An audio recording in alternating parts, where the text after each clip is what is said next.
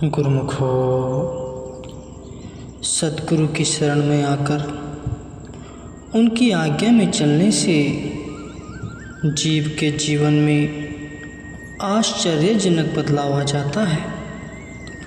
उसकी कागवृत्ति हंस वृत्ति में परिवर्तन हो जाती है, अर्थात वह झूठ को छोड़कर सच का ग्राहक बन जाता है। आम इंसान ईश्वर की सत्ता को भूल बैठा है और स्वयं को ही कर्ता धर्ता मानकर दिन रात झूठे धंधों में सुरती अटकाकर बहुमूल्य समय को नष्ट कर रहा है। इसी धोखे में आकर वह अपनी प्रारंभ को भी भूल बैठा है। एक संत जी ने अपने सेवक को सत्य प्रेरणा दी कि कभी कभी कुटिया पर आकर थोड़ी सेवा करके अपने समय को सकारत किया करो। सेवक ने कहा कि घर में केवल मैं ही कमाने वाला हूँ, यदि मैं यहाँ सेवा करूँ तो घर का खर्चा कैसे चलेगा? मेरे कमाने से ही घर के सदस्यों का पेट भरता है। तो संत जी ने उसे समझाने की बड़ी चेष्टा की, परंतु उस पर उनकी किसी भी बात का कोई प्रभाव न पड़ा। संत तो स्वभाव से ही दयालु होते हैं, वे जीव को किसी भी प्रकार की हानि सहन नहीं कर सकते। उन्होंने उसे वास्तविकता का बोध कराने के लिए अंदर कमरे से लोटा लाने के लिए कहा। जैसे ही वह लोटा लेने गया, संत जी ने झटपट बाहर से कमरे का दरवाज़ा बंद कर दिया। उसे 1 महीने तक उसी कमरे में रखा। वह उसके खाने पीने का पूरा प्रबंध कर दिया। वह प्रतिदिन संत जी को अपशब्द बोलता और कहता कि इन्होंने तो मेरे बच्चों को भूखा मार दिया है।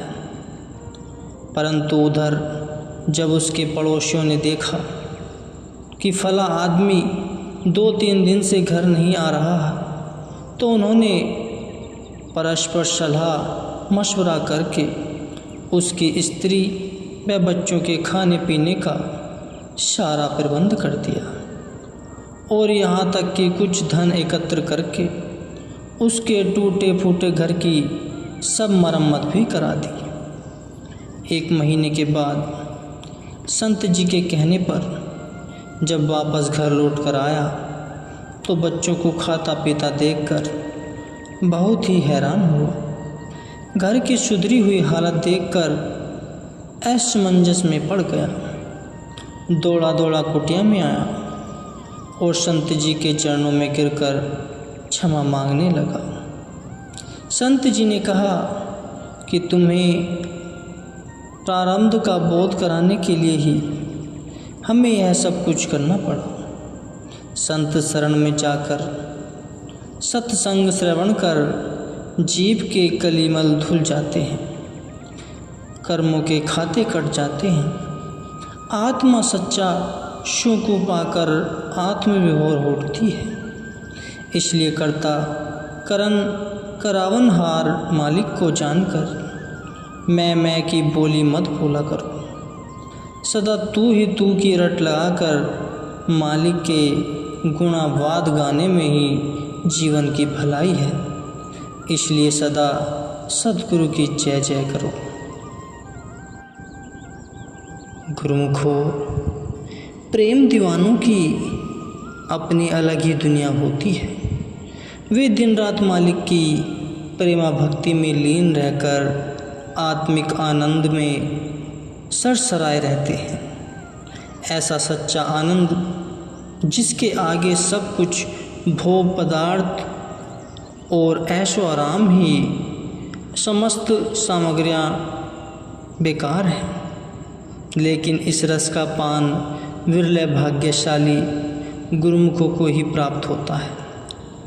आम संसारी जीवों को न तो भक्ति की समझ है और न ही उन्हें इससे मिलने वाले अवर्णनीय सुख का भान है।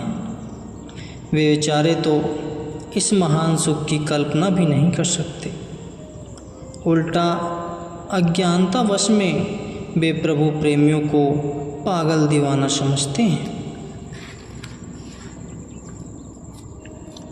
भक्तिमती मीराबाई जी को महलों में राजसी सुख ऐश्वर्य की कोई कमी न थी, परंतु उन्हें गिरधर के प्रेम में जो अपार सुख प्राप्त होता था, उसके आगे महलों के सब सुख भोग अगण्य थे।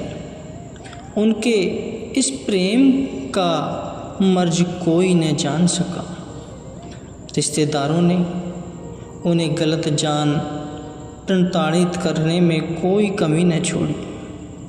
इसी प्रकार बाबा नानक देव जी पिताजी द्वारा दिए गए 20 रुपये से संतों को भोजन करवाकर जब सच्चा सौदा करके आए तो उनके पिताजी उन पर बहुत क्रोधित हुए। महापुरुषों व महान संतों की महिमा को जानना आम व्यक्ति की बुद्धि से परे की बात है। गुरुमुखों, संतों की पावन महिमा, लीलाओं व दर्शनों का आनंद तो उनके प्रेमी ही लेना जानते हैं।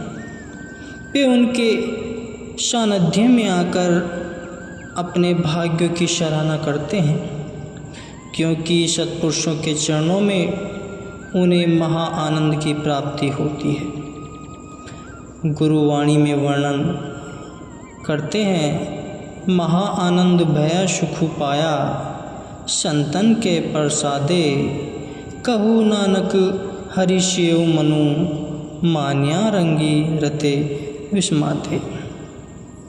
फरमाते हैं कि संतों की कृपा से मुझे परमानंद की प्राप्ति हो गई है। मेरी आत्मा सद्गुरु से एकाकार होकर दिव्य आनंद से ओतप्रोत हो गई है। कथन करते हैं, जिही वेखा सगली तजी, लियो भेक बैराग, कहू नानक सुनो रे मना, तेह नर माथे भागो। भाव यह है कि जिसने पाप कर्मों को छोड़कर उपरामता धारण कर ली है, गुरु साहिब जी कथन करते हैं कि उस पर प्राणी के मस्तक पर बहुत अच्छी प्रारब्ध लिखी हुई है। जहाँ जहाँ भी पूर्ण सत्पुरुषों के चरण पड़ जाते हैं, वह स्थान तीर्थ स्थल बन जाता है। उस भूमि की पवित्र धूलि के प्रताप से लाखों पापी पावन हो जाते हैं। पूर्ण सद्गुरु ही सृष्टि के कर्ता धर्ता होते हैं। उनकी महिमा व उपमा कथनी से बाहर है। सारी प्रकृति उनके इशारे से चलती है। वे अपने प्रेमियों पर दयाल होकर मानुष देह धारण करके अपने मनोहारी वचनों और लीलाओं से उन पर महा आनंद का मेह बरसाते हैं।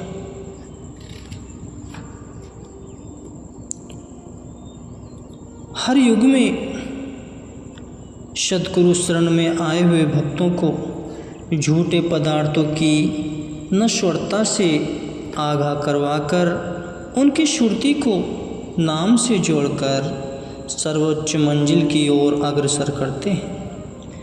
सद्गुरु शरीर से परे आत्मा की उन्नति व भलाई के बारे में ही सोचते हैं। इसलिए जो भी अपने तन का मिथ्या मान त्याग कर उनकी शरण अपनाता है, वह सभी प्रकार के बंधनों से मुक्ति प्राप्त कर लेता है और उनकी आत्मा सच्चे आनंद का पान कर खुशियों में समाई रहती है।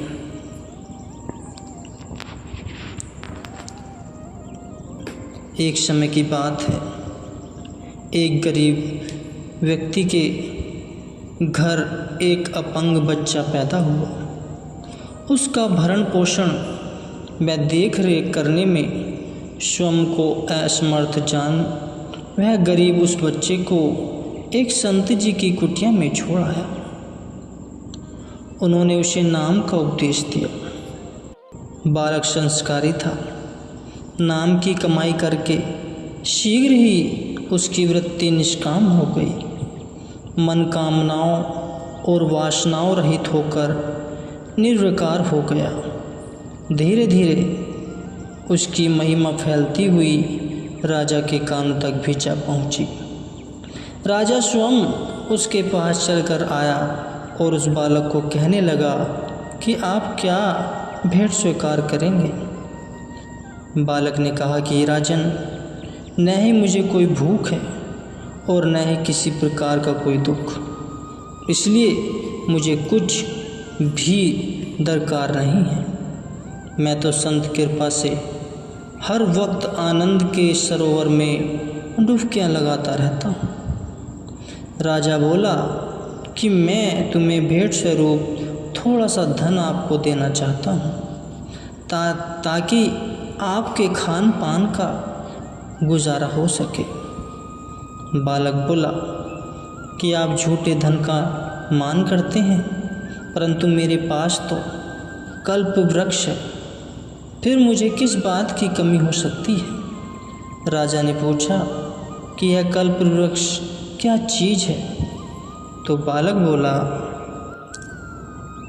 धीरे धीरे बालक ने राजा को अपने सद्गुरु का सारा वृतांत बताया। यह सुनकर राजा को पूर्ण विश्वास हो गया कि सच्चे संत राजाओं के भी महाराजा होते हैं, जो दीन दुखियों को सच्चा आनंद और सच्चा सुख बख्शते हैं। उसने भी संतों की शरण में जाकर अपने अहंकार को त्याग कर सद्गुरु के वचनों को मानकर जीवन को चिंतायुक्त कर सच्ची शांति प्राप्त कर ली। सद्गुरु के चरणों में रूहानी मस्ती के भंडार भरे हुए हैं। वे अपनी मौज में आकर जिसे एक बूंद भी पिला देते हैं, वह अपनी शुद्ध बुद्ध भुलाकर इनका दीवाना बन जाता है। इस मस्ती में इतना अनोखा और निराला रस है। यह मस्ती वह मस्ती है जिसे पा लेने पर जीव दुनिया के सुख दुख व उतार चढ़ाव की कोई परवाह नहीं करता। अपितु आठों याम इस मस्ती में ही खोया रहकर मान अपमान से परे हो जाता है। भांग धतूरा शुरापान उतर जात प्रभात, नाम कुमारी नान का चढ़ी रहे दिन रात। रूहानी मस्ती का वर्णन करते हुए संत फरमाते हैं कि इस मस्ती का नशा सबसे अनोखा वह आला है, क्योंकि दूसरे नशों का प्रभाव तो क्षण भर के लिए होता है, लेकिन नाम की मस्ती में वह नशा है जो जीव को उसके सारे होश भुलाकर उसे सुखों के सागर प्रभु परमात्मा से मिला देता है। ऐसा खुशनसीब प्राणी अपना कल्याण तो कर लेता है और जो भी उसका संग करता है वह भी सागर से पार उतर जाता है। गुरुमुखो।